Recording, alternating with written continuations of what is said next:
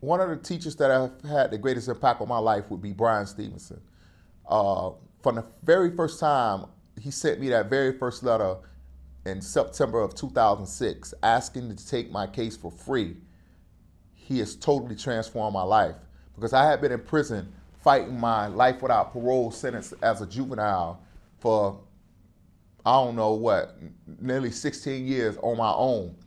And then to have this Harvard graduate, NYU professor coming into my life and that letter fall in my cell like manna from heaven was very impactful.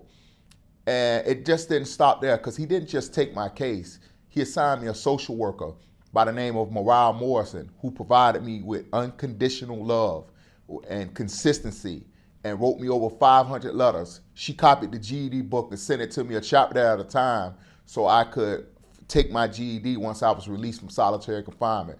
So Bryan and Mariah have been two great teachers for me, and Mariah's a special friend.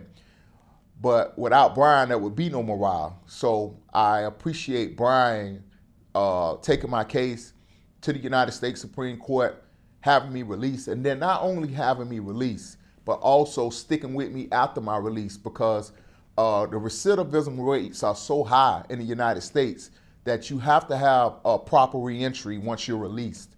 And Bryan stuck with me. He provided me with housing. He helped me open up my first bank account in my life.